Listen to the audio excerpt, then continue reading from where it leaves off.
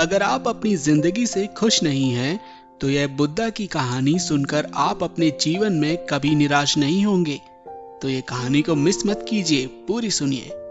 एक आदमी बुद्ध के आगे हाथ जोड़ता है और बोलता है, महात्मा जी, मैं अपने जीवन से बिल्कुल निराश हो चुका हूँ। मेरे जीवन में कोई भी सुख नहीं है, कोई भी खुशी नहीं है। जो सोचता हूँ वह कभी भी नहीं होता। पढ़ाई कर रहा था तब सोचता था कि अच्छे से पढ़ाई करूंगा तो जिंदगी में अच्छी नौकरी मिलेगी और ज्यादा पैसे कमाकर माँ बाप के लिए एक घोड़ा गाड़ी खरीद लूंगा। अपने पत्नी और बच्चों को दुनिया दिखाऊंगा, उनको सारी दुनिया धीरे धीरे घुमाऊंगा। लेकिन अच्छे से पढ़ लिख कर भी नौकरी तो मिली, लेकिन इतने पैसे नहीं मिलते जिससे यह सारी इच्छाएं पूरी कर सकूं। जैसे तैसे सिर्फ खाने पीने का इंतजाम हो पाता है। काम पर जाना और घर आना, बस यही मेरी जिंदगी बन चुकी है।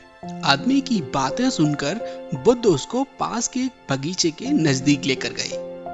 बुद्ध ने उस आदमी से कहा कि मैं तुम्हारी सारी समस्याओं का हल बता दूंगा, लेकिन उसके लिए तुम्हें मेरा एक कहना मानना होगा। आदमी ने कहा वह हर बात मानेगा। तथागत उसे एक पास के फूलों के बगीचे के पास लेकर गए।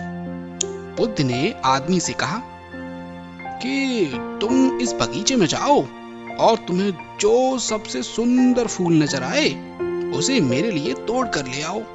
बस इस बात का ध्यान रखना, तुमको बिल्कुल सीधे चलते हुए फूलों को देखना है और जो फूल सबसे सुंदर लगे उसे चुन कर लाना है।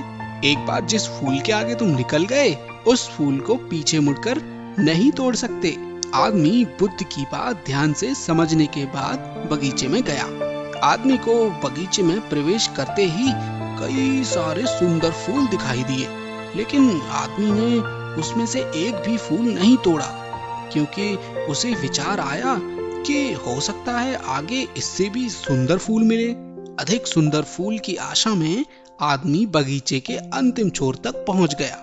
अब हालत यह थी कि बगीचे के अंतिम छोर पर कुछ फूल तो थे, लेकिन सारे सूख गए थे।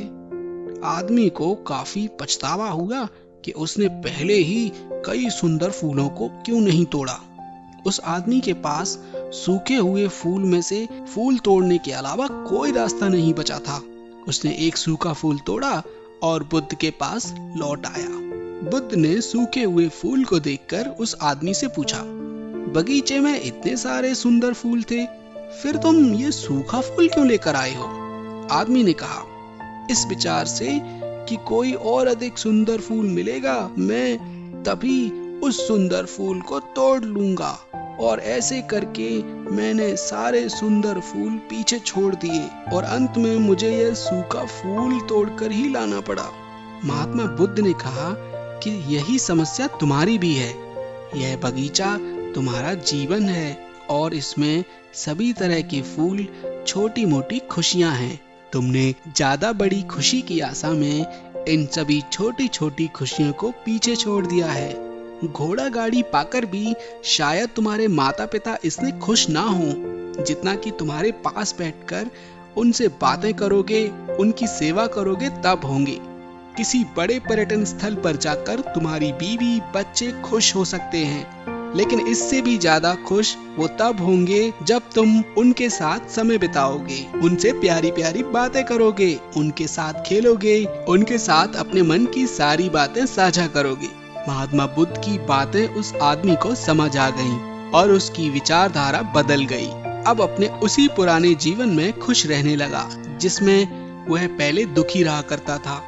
दोस्तों, यही तो हम भी अपने जीवन में करते हैं। हमारे पास जो भी है उसका महत्व नहीं समझते और फिर कुछ और ज्यादा पाने की आस में उन चीजों का भी आनंद नहीं ले सकते जो हमारे पास होती हैं। और जब समय बीत जाता है तो हमें लगता है कि हमारे जीवन में कभी सुख और खुशियां आई ही नहीं थी।